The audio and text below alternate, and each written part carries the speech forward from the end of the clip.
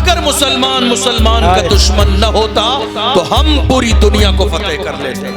आज दलाली करने वाले कौन है? हमारे अपने हैं। कौम की मुखबरी करने वाले कौन है? हमारे अपने हैं। जलसा जुलूस बेच देने वाले कौन है? हमारे अपने हैं। मस्जिदों की बुराई करने वाले कौन है? हमारे अपने हैं। कोरोना के जमाने में वीडियो बनाकर थाने तक पहुंचाने वाले कौन है? हमारे अपने हैं। अजानों की वीडियो बनाकर आगे बढ़ाने वाले कौन है? हमारे अपने हैं। न ये मेरे लिए जेब देता है कि मैं यहाँ बैठकर मिंबर रसूल पे दांत निकालूं, और ये आपके लिए भी जेब नहीं देता है। जो ज़रूरत की बात है उलमा को पूछना चाहिए। मैं कम तकरीर करूं, ज़्यादा करूं, कल आप कहेंगे आपने ज़्यादा टाइम ले लिया, तो ये मेरी जिम्मेदारी है। भाई क्या टाइमिंग है आप बता दीजिए। याद रखिएगा, ये मिंबर रसूल मस्ती और मजाक के लिए नहीं लगाया गया, और ये हमारी जिम्मेदारी है कि हम यहाँ बहुत संजीदा होकर बैठे हैं। हिंदुस्तान की सरजमीन पर आज क्या हो रहा है? मिंबरों पर मस्तियां हो रही हैं, मजाक हो रहे हैं, लड़ाई और झगड़े हो रहे हैं, फसाद हो रहे हैं। यही वजह है कि जिस मकसद के लिए मिंबर लगाया जाता है वो पैगाम कौम तक पहुंचता ही नहीं। और इस वक्त और एक ज्यादा अफसोसनाक सूरत हाल ये है कि मिंबरों पर हमारे ऐसे ऐसे खतीब आज पहुंच गए हैं जिन्होंने बाज़ाब्ता घंटों के एतबार से जोक्स याद किए हुए हैं, जिन्होंने जोक्स तैयार किए हुए हैं बाज़ाब्ता। वो सोशल मीडिया पर और दीगर किताबों में जोक्स याद करते हैं बैठकर, और उनका काम है माइक पर आकर जोक सुनाना, लोगों को हंसाना। मैं ये सोचता हूँ आज आप ये कर रहे हैं, कल मरने के बाद हुजूर की बारगाह में चेहरा कौन से लेके जाएंगे? क्या ये कुर्सी इसीलिए लगाई गई आपके लिए कि इस कुर्सी पे बैठ के आप जोक सुनाएं? क्या ये मिंबर इसीलिए लगाया गया कि आप कौम को हंसाएं, मस्ती और मजाक करके वक्त 1 घंटे का पूरा कर दें? नहीं मेरे अजीज, ये कुर्सी मस्ती और मजाक के लिए नहीं लगाई गई है। ये कुर्सी किस्से और कहानी के लिए नहीं लगाई गई है। ये शोर शराबे और हंगामे के लिए कुर्सी नहीं लगाई गई है। ये मिंबर मुस्तफ़ा के पैगाम को सुनाने के लिए लगाया गया है, ताकि आने वाला, ये जरूरी नहीं कि अंदाज बहुत वलवला अंगेज हो, संजीदा गुफ्तगू भी करे, लेकिन कम से कम बात वो मेरे मुस्तफ़ा की करे, बात बुजुर्गों की करे, बात पैगाम पहुंचाने वाली करे, बात इस्लाह वाली करे। जिस दिन हमारे जलसे इस अंदाज में हो जाएंगे, इंशाअल्लाह मुल्क का हालात बदलते हुए नजर आएंगे। बेशक बेशक, सुभान अल्लाह सुभान अल्लाह। आज हालत क्या है मालूम है आपको? इज़हार भाई बैठे हुए, पूछिए कोई खतीब आके संजीदा गुफ्तगू करना चाहता है ना, और उसी जलसे में एक खतीब और भी है बाद में, तो संजीदा खतीब को तो बाज़ाब्ता पर्ची देकर हटा दिया जाता है। कहते हैं हजरत मजा नहीं आ रहा है, तकरीर जोशीली नहीं हो रही है, बोर कर रहे हैं, ये मजा नहीं आ रहा है, इनको हटा दीजिए, दूसरे हजरत को बुलाइए। ये अफसोसनाक सूरत हाल है कि हम संजीदगी के साथ दीन की 4 बात सुनना नहीं चाहते, हम संजीदगी के साथ इस्लाम का पैगाम सुनना नहीं चाहते, हम संजीदगी के साथ अपने आका का फरमान सुनना नहीं चाहते। याद रखिएगा, ये हमारा एक इंडियन अंदाज है, वरना जो जितनी ज्यादा संजीदगी की बात करता है उसकी बातें लोगों के दिल पे उतनी ही ज्यादा असर करती है। बेशक बेशक, सुभान अल्लाह सुभान अल्लाह। क्योंकि जलसे में इतनी जज्बाती गुफ्तगू की जाए कि आधी से ज्यादा बात आपको ना समझ में आए, तो जलसा कराने का कोई मकसद ही नहीं रहता। बेशक बेशक जी, हक है। जलसा कराया ही इसलिए जाता है कि कुछ सुना जाए, कुछ समझा जाए। समझेंगे तो अमल करेंगे, समझेंगे नहीं तो आप अमल क्या करेंगे? बेशक बेशक। और अगर आपको 80 की स्पीड से तकरीर सुनने की आदत है और आने वाला उस अंदाज में सुना रहा है, तो मुझे लगता है कि ये फिर बेसूद है, फायदे वाली चीज नहीं है। बेशक बेशक। आपको मालूम है इस वक्त की जरूरत क्या है? इस वक्त की जरूरत यह है कि हम अपने आप को बदलें, अपना मिजाज बदलें, अपनी सोच बदलें, अपना किरदार बदलें, अपना रवैया बदलें, अपना तर्ज बदलें, जीने का शऊर और अंदाज बदलें। और जिस दिन ये सारी चीजें हमारी बदल जाएंगी, इंशाअल्लाह हम मारे नहीं जाएंगे ठोकरों से, इज्जत के साथ इस मुल्क में जिंदगी गुजारेंगे। बेशक बेशक सुभान अल्लाह सुभान अल्लाह। बदलने की जरूरत है। जी हज़रत बेशक बेशक बहुत अच्छा। हालात खराब इसलिए है ना चूंकि हम बदल नहीं रहे। बेशक बेशक। देखिए दुनिया बदली है सिवाय हमारे और आपके। हर शख्स ने अपने आप को अपडेट किया है सिवाय हमारे। हालात बदले हम नहीं बदले, सिचुएशन बदली हम नहीं बदले, सियासी नजरियात बदले हम नहीं बदले, पढ़ने पढ़ाने का अंदाज बदला हम नहीं बदले, अल्लाह एजुकेशन का लेवल बदला हम नहीं बदले। हम जहां थे आज भी वहीं हैं। और इज्जत के साथ जिंदगी गुजारने के लिए ये जरूरी चीज है कि आप जिस समाज में रहते हैं उसके लेवल को मेंटेन करें। क्या बात है। बेशक बेशक। और अगर आप समाज से पीछे चलेंगे तो आप यकीन रखिए इज्जत की जिंदगी कभी नहीं गुजार पाएंगे। चूंकि हालात जैसे हैं आपको उसके मुताबिक चलना पड़ेगा।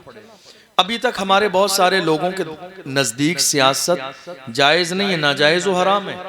वो कहते हैं हम सियासत नहीं करेंगे। मैं उनसे कहता हूं आप सियासत नहीं करेंगे तो आपके साथ सियासत कर दी जाए। अल्लाह अकबर अल्लाह अकबर। बिल्कुल सही। आप जमहूरी मुल्क में रहते हैं, ये सियासी मुल्क है। आप कहते हैं हमारे नजदीक सियासत करना जायज नहीं, हम सियासत नहीं करेंगे। कोई बात नहीं, बहुत अच्छी बात है। आप सियासत न कीजिए, आप सियासत नहीं करेंगे, आपके साथ सियासत कर दी जाएगी। और हो रहा है हमारी निगाहों के सामने। इन सारी चीजों का खुलासा क्या है? क्या हमें मौजूदा दौर में बाशऊर बनने की जरूरत है और अपनी जाती लड़ाइयों झगड़ों को खत्म करके मुत्तहिद होने की जरूरत है। बेशक बेशक सुभान अल्लाह सुभान। मादर इल्मी अलजामियतुल अशरफिया मुबारकपुर से एक जमाने पहले हुजूर हाफिज मिल्लत ने फरमाया इत्तेहाद जिंदगी है, इख्तिलाफ मौत है। बेशक बेशक। इत्तेहाद जिंदगी है, इख्तिलाफ मौत है। आप देख लीजिए हमारे यहाँ आज हो क्या रहा है। मेरी बात समझ आ रही है आपको? परेशान तो नहीं हो रहे हैं आप? बोर तो नहीं हो रहे? कहीं आप 80 की स्पीड से सुनने के आदी हूं। आज हालात क्या है मालूम है आपको? बड़ी माजरत के साथ मैं ये उलमा के लिए यहाँ के लिए नहीं कह रहा हूँ, मुझे नहीं मालूम यहाँ के हालात क्या है, लेकिन अफसोस ये है कि उलमा में भी इख्तिलाफ, अवाम में इख्तिलाफ, सियासी नेताओं में इख्तिलाफ। हमारा एक मोहल्ला ऐसा नहीं है जहां इख्तिलाफ ना हो। शहर में 10 मस्जिदें हैं, 10 मस्जिदों की कमेटियों में इख्तिलाफ। मदरसे में कमेटी है और मौलाना हजरात हैं तो उनमें भी आपस में इख्तिलाफ चल रही है, लड़ाई झगड़ा, हर एक में इख्तिलाफ। फिर हम सोच रहे हैं कामयाबी क्यों नहीं मिल रही। कामयाबी सिर्फ आपकी नीयत में खुलूस न होने की वजह से नहीं मिल रही। आपकी नीयत में खुलूस होता ना तो आप जहां खड़े यहाँ ना होते, यहाँ नहीं होते, यहाँ होते। आय हाय बेशक। यहाँ नहीं होते, यहाँ होते, यहाँ। इख्तिलाफ होता किस बुनियाद पर? और इख्तिलाफ के आदाब क्या हैं? इख्तिलाफ अगर मिशन के लिए है तो रहमत है और अपनी जात के लिए है तो जहमत है। बेशक बेशक। क्या बात है, बहुत अच्छा। इख्तिलाफ किसी मिशन के लिए है हाय हाय तो रहमत, और अपनी जात के लिए मेरा नाम ज्यादा होना चाहिए। अल्लाह।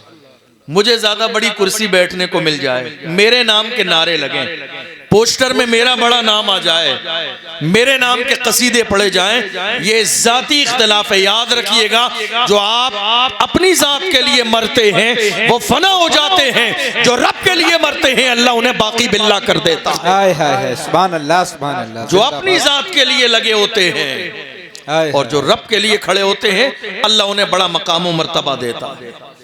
आज हालात हमारी निगाहों के सामने, ये इख्तिलाफ देख लीजिए, इसका बहुत बड़ा नुकसान है। सलाहुद्दीन अय्यूबी का एक जुमला मुझे याद है। चूंकि आप मुझे लग रहा है बहुत संजीदा लोग हैं, इसलिए मैं बहुत कायदे की सोच रहा हूँ गुफ्तगू करूँ, कुछ पैगाम लेकर जाइए। सलाहुद्दीन अय्यूबी का एक तारीखी जुमला मुझे बार बार याद आता है।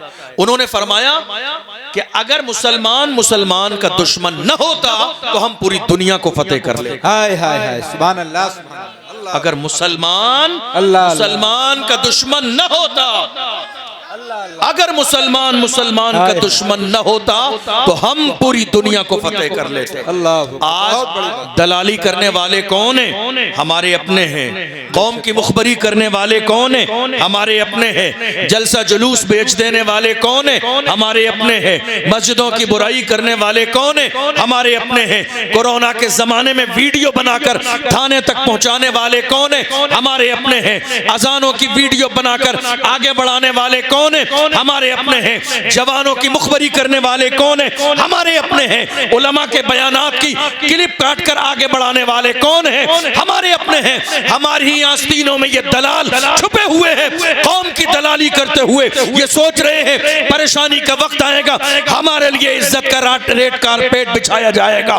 डॉक्टर राहत इंदौरी ने ऐसे ही लोगों से कहा था, लगेगी आग तो आएंगे घर कई जद में, यहाँ पे सिर्फ हमारा मकान थोड़ी है। जो आज साहिबे मसनद है कल नहीं होंगे, किराएदार हैं, जाती मकान थोड़ी है। सभी का खून है शामिल यहाँ की मिट्टी में, किसी के बाप का हिंदुस्तान थोड़ी है। नारे तकबीर, नारे रिसालत, बरकाती कॉन्फ्रेंस, ख्वाजा का हिंदुस्तान, मसलके आला हजरत हजरत अल्लामा मुफ्ती अशरफ गिलानी साहब किबला, माशाअल्लाह, सुभान अल्लाह। सलाहुद्दीन अय्यूबी का एक तारीखी जुमला याद रखिए आप। अरे वाह वाह वाह, एक जुमला एक जुमला एक जुमला, जिंदाबाद जिंदाबाद। एक जुमला सलाहुद्दीन अय्यूबी, हाय हाय, दिल को लगने वाली बात। अल्लाह अल्लाह, का अगर मुसलमान मुसलमान का दुश्मन न होता तो हम पूरी दुनिया को फतेह कर लेते। अल्लाह अकबर, अल्लाह। मतलब क्या हुआ?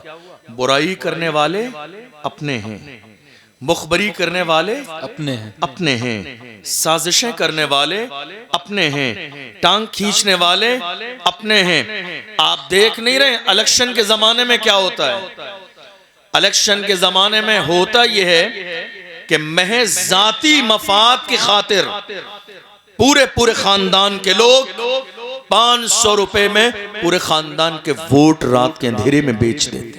अल्लाह, 500 रुपए में पूरे खानदान के वोट बेच दिए और उसके बाद आके जुमे में कहते हैं हजरत जरा दुआ करा देना, अल्लाह जालिम हुक्मरान से निजात दे। अल्लाह अकबर, अल्लाह। सबसे बड़ा जालिम तो वो है जिसने रात के अंधेरे में 500 रुपए में खानदान के वोट बेच दिए। आपने क्या सोचा ये खाली एक वोट है? नहीं मेरे अजीज, ये गवाही है।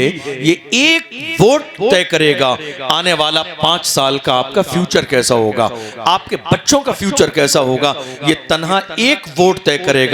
हम सही माना में अपने उन नजरियात को दुनिया के सामने रखने के लिए तैयार नहीं है जो हमारी जिंदगी का हिस्सा है और जो हमारी जरूरतें। हम महज खींचातानी में जिंदगी गुजार रहे हैं और फर्क हमारे यहाँ कभी जात का है, कभी नस्ल का है, कभी बिरादरी का है, कभी छोटा कभी बड़ा, कभी गोरा कभी काला, कभी अमीर कभी गरीब, कभी हमारा दोस्त कभी दुश्मन। याद रखिए किसी भी दौर में इस्लाम का ये मेयार नहीं रहा। इस्लाम का मेयार क्या रहा? एक ही सफ में खड़े हो गए महमूद व अयास, न कोई बंदा रहा और न कोई बंदा नवाज। मोहम्मद अरबी के गुलाम चेहरा देखकर कभी फैसला नहीं करते हैं। हुजूर के गुलामों का अंदाज ये है, हर जफा हर सितम गवारा है, इतना कह दे कि तू हमारा है। हमारे यहाँ चेहरा देखकर फैसला नहीं किया जाता है, हमारे यहाँ फैसला इस बुनियाद पर होता है कि मोहम्मद से वफा, तू न तो हम तेरे हैं। ये जहां चीज है क्या लौहो कलम तेरे है। हाय हाय, जिंदाबाद जिंदाबाद।